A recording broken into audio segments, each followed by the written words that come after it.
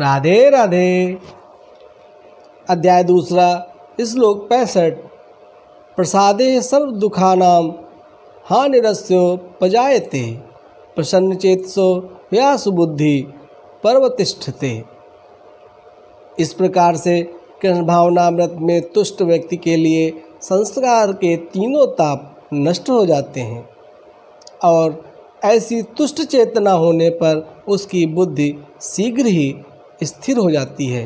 भगवान यहाँ पर अर्जुन से कहते हैं कि हे अर्जुन, जो व्यक्ति ऐसा करता है उसकी बुद्धि भ्रष्ट हो जाती है। जो अपने इंद्रियों के कहे अनुसार चलता है उसका दिमाग काम नहीं करता है। तो हे अर्जुन, इसलिए जो मैं कह रहा हूँ वह करो। श्लोक 66।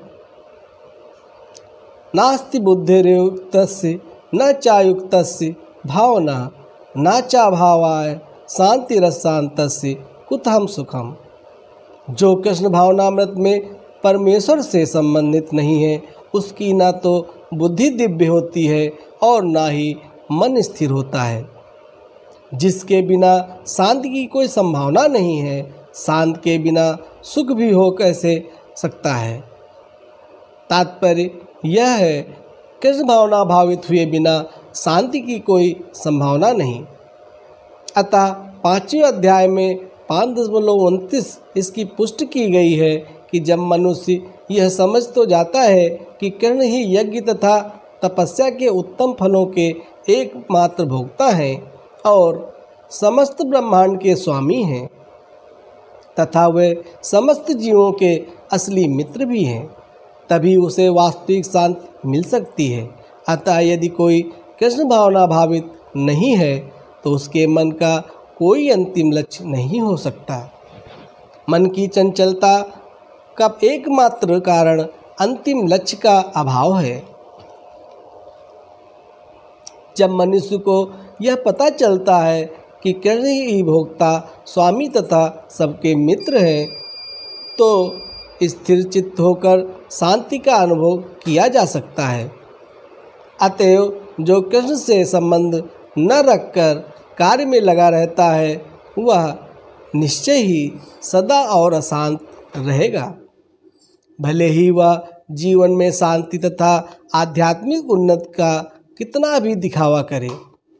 कृष्ण भावनामृत स्वयं प्रकट होने वाली शांतिमयी अवस्था है जिसकी प्राप्ति कृष्ण के संबंध से ही हो सकती है।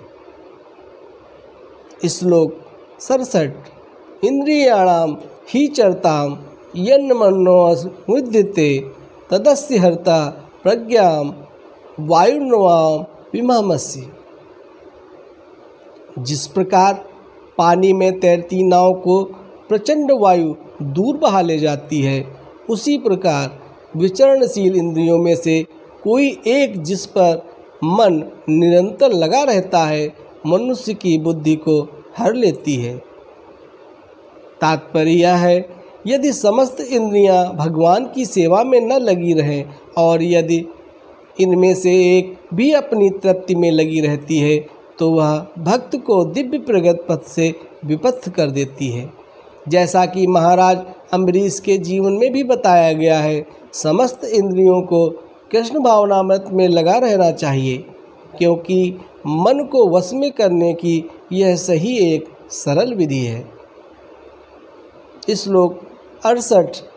तस्माघस्य महाबाहो निगृहीतानि सर्वथा इंद्रियाणाम अभ्यस्तस्य प्रज्ञा प्रतिष्ठता।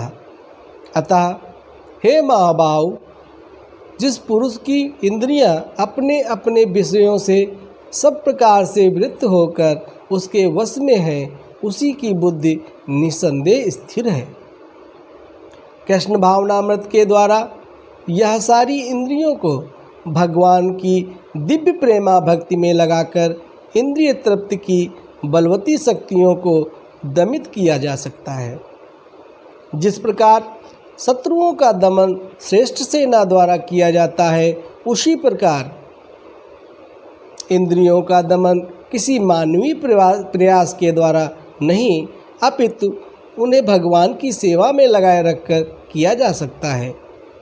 जो व्यक्ति यह हृदयंगम कर लेता है, कृष्ण भावनामृत के द्वारा बुद्धि स्थिर हो जाती है और इस कला का अभ्यास प्रामाणिक गुरु के पथ प्रदर्शन में करता है, वह साधक अथवा मोक्ष का अधिकारी कहलाता है। श्लोक 69।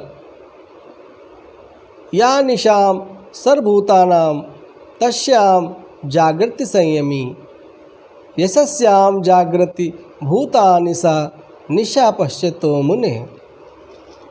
जो सब जीवों के लिए रात्रि है, वह आत्म संयमियों के जागने का समय है, और जो समस्त जीवों के जागने का समय है, वह आत्मनिरीक्षक मुनि के लिए रात्रि का समय है।